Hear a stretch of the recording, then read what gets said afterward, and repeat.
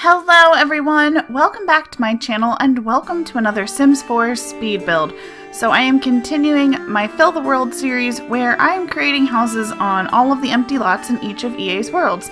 And since we have Halloween coming up this week, I thought I would build in Forgotten Hollow, which is the world that came with the Vampires game pack. So it's very creepy, very haunted. So this is a house that I've decided to call Vintage Victorian. So obviously it's a Victorian styled house, and it's a little creepy. It's not super creepy.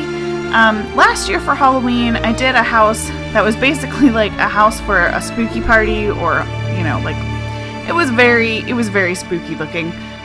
So this time I wanted to do a house that could be used not in Halloween, or like not necessarily in Forgotten Hollow. So it's not run down. It doesn't have any of the spooky lot traits.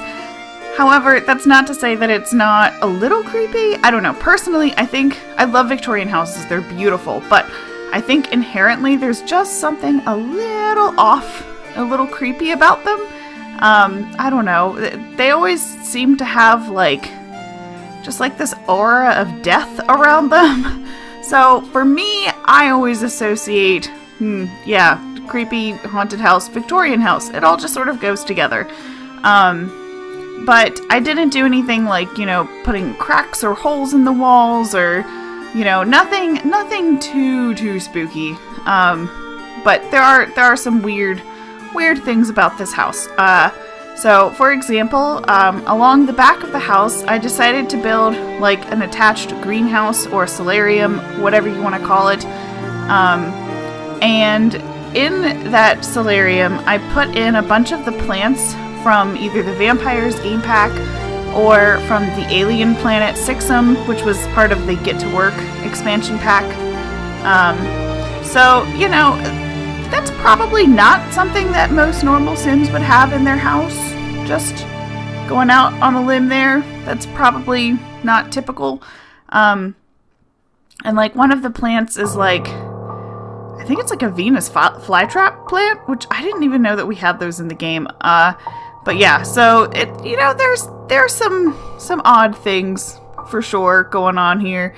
But nothing too spooky. Like, there's no like weird hidden lots, or not hidden lots, hidden doorways, hidden secret passages, nothing like that. So like if you wanted to use this house for just regular old vanilla gameplay, you are more than welcome to do so, and this house is definitely equipped to do something like that. However, to entertain the people who want something that might be a little bit spookier, it can very easily be used more spookily.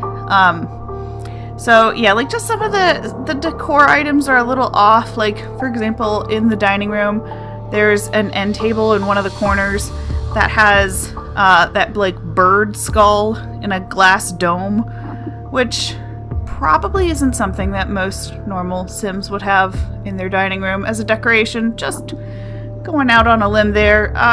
Just little things like that maybe aren't quite what you would have expected. So yeah, it's definitely a unique little house, but it's not like a vampire lair or anything like that. So, it's a house that I think it's good for all Sims. Well, at least all Sims who want an old Victorian house. If you're looking for a modern house, this isn't gonna be it. It's basically the complete opposite. But yeah, so as you can see, roofing this took me a very long time to do. I really wish, and I don't know why, we don't have a hipped roof, or not, was it hipped? No, we have hipped. We don't have a mansard roof in The Sims 4, which I find a little strange because that's a roofing style that's been around since like the very beginning. And like, yes, you can cheat it, as you can see that I've done, by using the half-hipped roof and then just repeating it 4 times around a central built column out of room walls. But it's very complicated to do, and it doesn't always turn out the way that I would have liked. And in all honesty, it's just easier if you have the mansard roofing tool yourself. but for some reason we don't have it yet. I don't know. Maybe we'll never get it. Who knows? But then again, we've gotten a lot of stuff in The Sims 4 that I really did not think that we would ever get. Like, I honestly did not think we would ever get terrain tools. Really, really did not ever think we would get them, which also was interesting because when I was building this lot, when I was doing the landscaping, which I didn't show in the video because it's landscaping. I almost never show landscaping in my videos. But I noticed that near the edge of this lot, it's actually not perfectly flat. And I know that there are a couple of other lots in the game that are like that, where there's like little bits of it where it should be 100% flat and it's just not. And up until now, there's not really been anything else that we could do about it. We just sort of have to deal with it. But yeah, so I'm very, very excited that terrain tools are coming sometime in November. Because I don't know, I'm not planning on doing like any super elaborate cliff homes or anything like that, but I'm excited to play around with it and see what I can come up with, because from everything that I've seen and heard about them, they seem to be easier to use than the terrain tools in previous games, which would make sense because in all honesty, there's a lot of stuff about The Sims 4, especially in build mode, that has been easier to use. Especially for someone like me, like, you know, I build a lot, but I still consider myself to be like more of a novice builder. Like I am not a pro at this by any stretch of the imagination. So, you know, a lot of what I've done so far has been like, I watch what other people do and then try to imitate it or repurpose it for my own usage. So, you know, not exactly like, I don't know, I wouldn't consider myself to be especially innovative when it comes to like what I'm doing technically with builds, but I'm also, I don't know, I'm really excited to see like what new build things we can get. So yes, very excited for terrain tools. Less excited that all of my script mods are going to break because in case you hadn't heard, with the November patch, they are updating, I think it's Python is what's being updated. They're updating the version of Python that's used to run The Sims 4. So basically, that means that all script mods which use Python, that's where they get the script part of it from, all script mods are going to break. So, you know, MC Command Center, UI cheats, the big guys like that, they're gonna break. Custom content like, you know, clothing and hair and makeup and things like that you download that are like for more of like a create-a-sim type of thing, those should be okay. But gameplay types of mods, I'm very curious to see. I don't know if things like, for example, in my create-a-sim, I have the more columns mod. I would assume that that would be breaking as well, but I don't know for sure. So, fingers crossed that the patch comes out before Get Famous comes out with enough time for at least some of the big mods to get updated quickly. Usually MC Command Center gets updated really quickly, like sometimes within a day or two. So that one I'm not as concerned about, but I also have a lot of obsolete mods that still manage to work with the game, but the creator, for whatever reason, has stopped updating the mod. And I'm very sad because those mods are definitely going to be broken with the new patch. So, and since the creator doesn't update them anymore, it's like, well, if no one else steps in to update it, then what? Then I guess I'm just out of luck and I don't get to use those mods anymore, which is kind of a bummer. And then, of course, then there are other mods where the person who created them still updates them, but they don't update it quite as frequently or as quickly after a patch comes out. So, you know, that's kind of a bummer, but at least there it's like they will get updated. I just have to be patient. But the problem is that a lot of times when that happens, I usually will end up like not using that mod anymore at all. I'm like, well, the big ones that I use, like MC Command Center, those have been updated, and I want to play the game, and I'm not patient enough to wait, so I usually delete them and then forget about them. So I'm very interested to see like how people keep their mods organized. So personally, I'll share this with you guys. Personally, I keep track of the mods that I use in The Sims 4 by creating a folder in my internet browser. So I had a folder for Sims 3, which technically I still have the folder. I haven't used Sims 3 in so long. So I don't ever go in that folder anymore. But so for The Sims 4, I have a folder in my internet browser, which I use Google Chrome, and I have it broken down into several different like subfolders. So I have one for installed custom content, one for installed mods, and then within those I have like subfolders. So like I'll have, especially in the custom content, I'll have it broken down into like specific creators or places like Lana CC finds, where she literally reblogs every piece of Sims custom content that comes through Tumblr, which is so handy because it's all tagged and it's so organized. I love it. So like big things like that I've referenced a lot, I'll have those in a separate subfolder, and then I have all of my poses for Create a Sim or in-game poses. I have those organized in a separate folder, all in my browser, because I don't always play with those things. So I do use custom content, but I only ever use it in my personal gameplay. So I don't really like the idea of uploading something to the gallery that uses custom content, because then, for one thing, so many times the CC creator just like up and leaves, and then you can't get the item anymore. So, and it's one thing if it's like one or two things, but like, you know, if you have custom content in your game, you're more than likely to not have just one or two things. That's just sort of how it goes.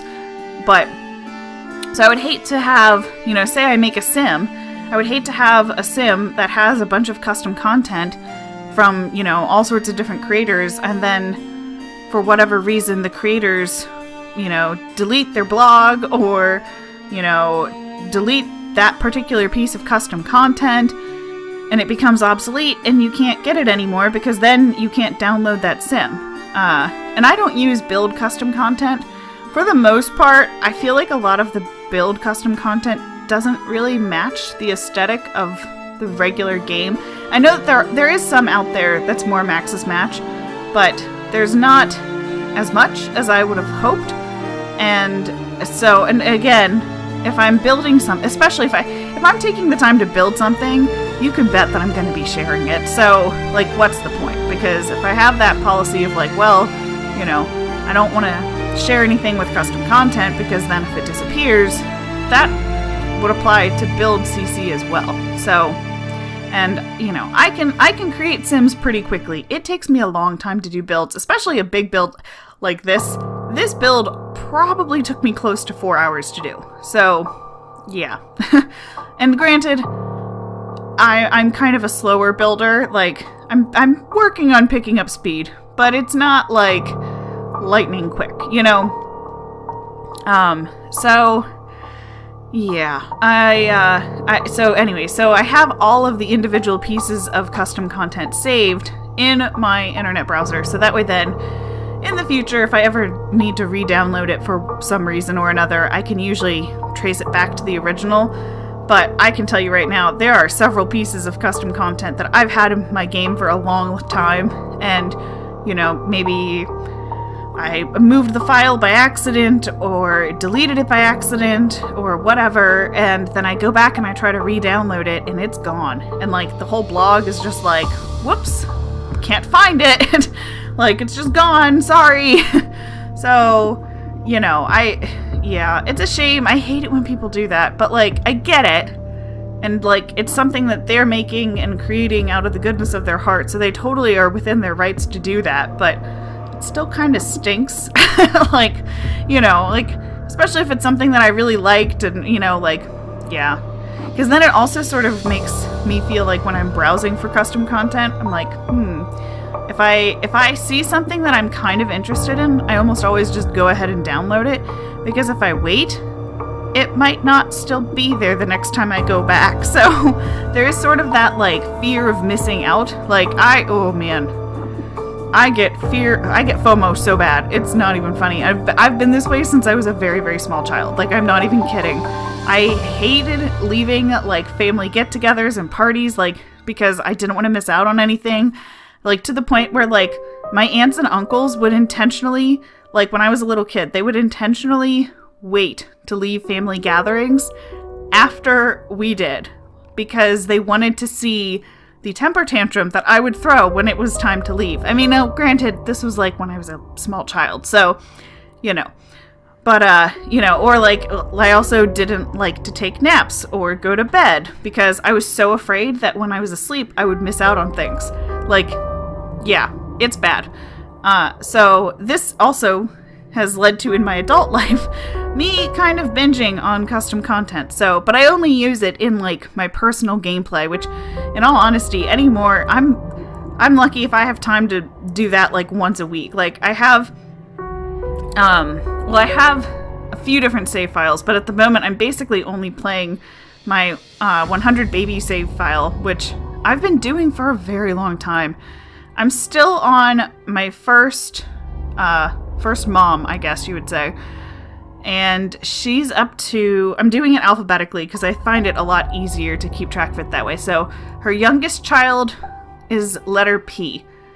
So whatever letter of the alphabet P is, that's how many babies I have. So, and it's only like round 1. So I still obviously have a ways to go.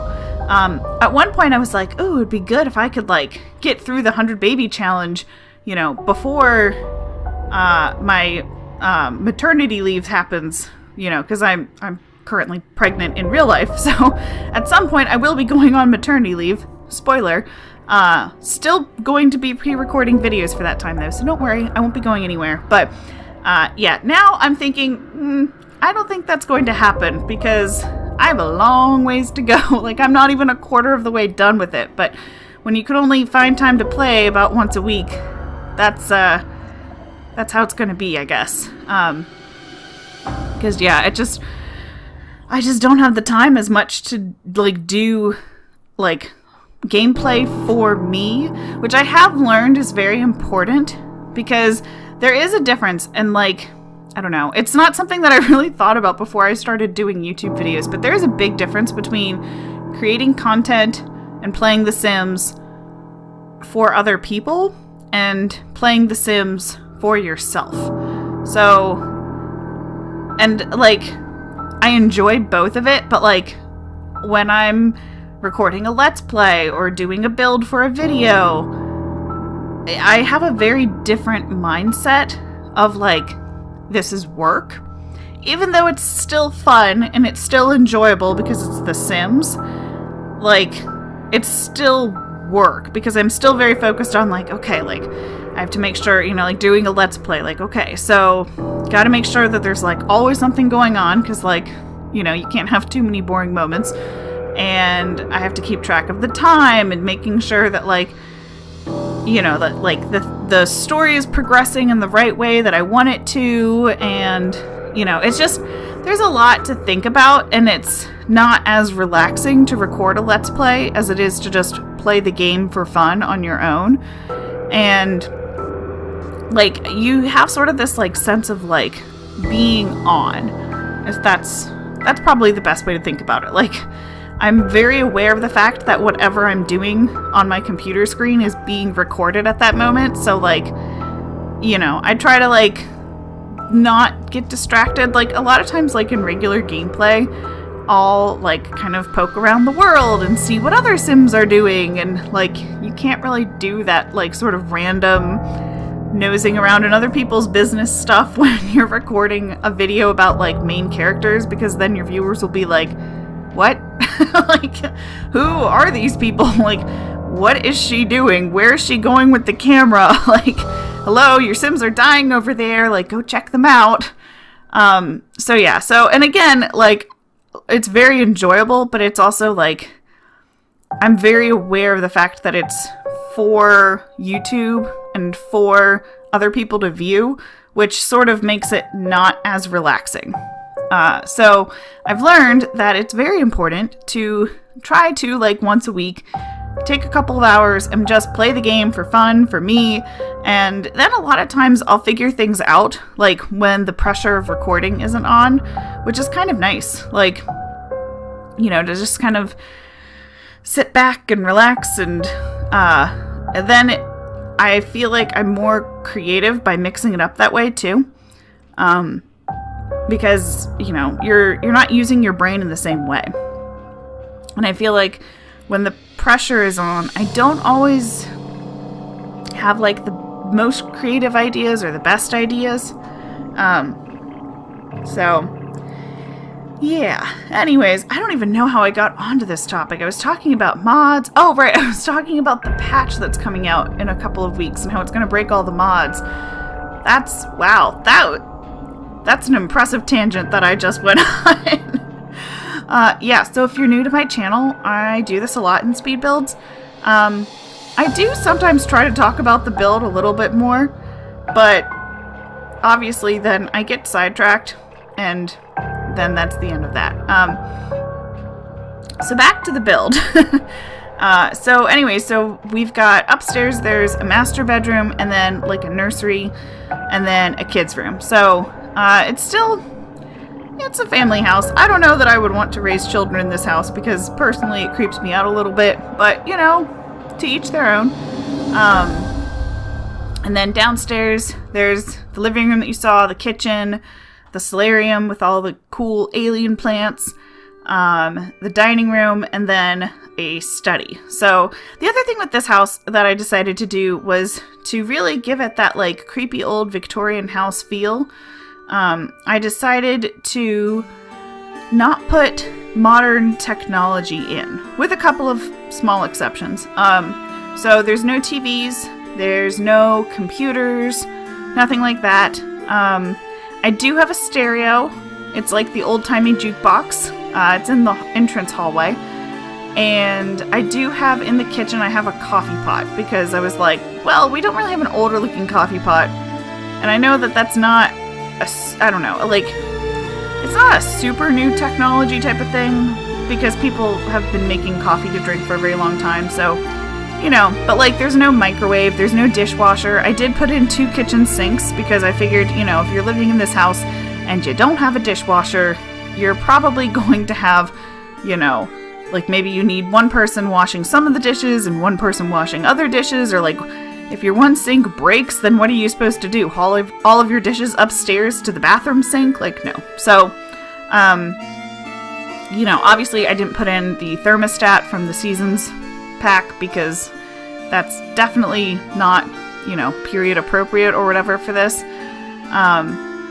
But yeah, so there's some things that are maybe a little bit more modern, but not many. And, like, all the kids' toys, I tried to pick out, like, the oldest looking possible versions of them. While also sticking with the color schemes for the room. So some of them, you know, you kind of have to use your imagination a little bit. But in general, oh yeah, this was cool. In the kids' room, I decided to decorate with, like the little fake Harry Potter poster.